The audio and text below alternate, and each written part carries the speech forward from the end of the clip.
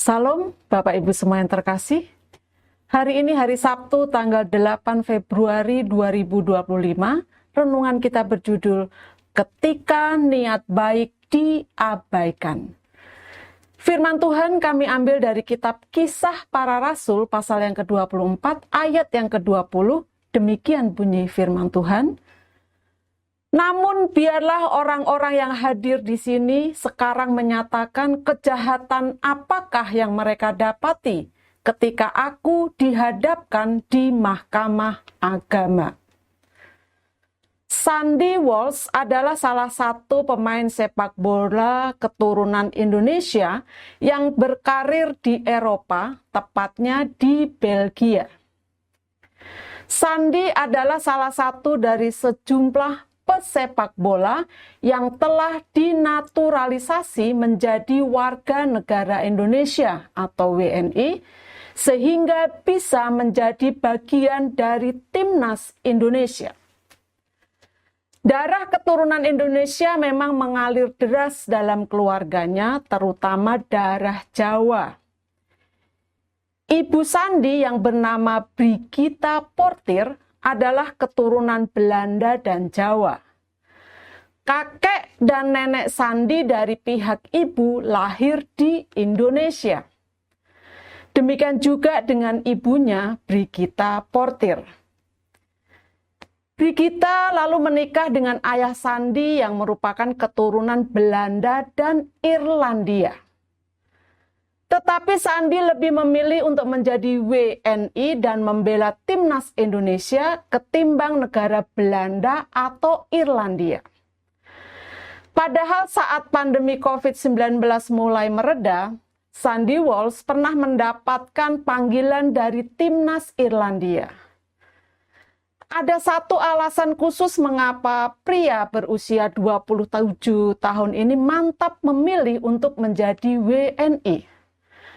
Karena Sandy Walsh mendapatkan amanat dari kakeknya melalui sang ibu bahwa ia ingin agar cucunya kelak mau kembali ke Indonesia dan tak lupa dengan tanah leluhurnya di Jawa. Maka sejak dulu Sandy Walsh sudah mempunyai kecintaan terhadap Indonesia. Sandy Walsh sejak lama telah mengikuti kursus bahasa Indonesia dan bisa sedikit berbahasa Jawa. Sandy juga mulai terbiasa mencicipi makanan khas Indonesia yang dijual di Belgia, serta menyimpan batik yang merupakan identitas bangsa Indonesia. Bahkan semua hal yang berkaitan dengan Indonesia dipelajarinya dari berbagai media, terutama dari YouTube. Sandy Walsh memberikan dokumen keturunan Indonesia kepada PSSI sejak 2017. Namun sayangnya ia tidak mendapatkan respons. Para pelatih timnas Indonesia saat itu tidak memberikan perhatian kepada niat Sandy Walsh untuk mengabdi pada Indonesia. Karena itu sang ibu sempat meminta Sandy untuk melupakan Indonesia dan memilih tawaran Irlandia karena tidak mendapatkan kepastian dari PSSI.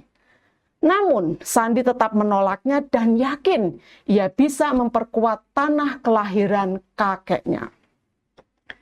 Dan buah kesabaran itu pun terkabulkan pada era Sintayong, pelatih timnas asal Korea, yang menjadikan Sandy Walsh sebagai salah satu sosok dalam proyek pengembangan timnas Indonesia. Kadangkala niat baik kita untuk berkontribusi atau membantu pihak lain diabaikan begitu saja. Bahkan mungkin disalah mengerti atau dicurigai.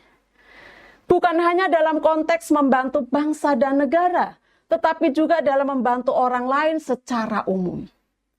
Tetapi bagaimanapun juga, kita tidak boleh surut dalam memberikan bantuan atas apa yang kita mampu dan bisa berikan. Karena akan tiba saatnya niat kita mendapatkan perhatian dan tanggapan positif. Rasul Paulus sendiri pernah ditolak bangsanya dan difitnah sebagai penjahat. padahal ia sedang membawa bantuan untuk teman sebangsanya di Yerusalem. Kata-kata bijak hari ini. Bukan hanya permintaan kita yang mendapat penolakan, tetapi pemberian kita pun kadang ditolak juga. Maka bersabarlah. Bapak Ibu, mari kita berdoa.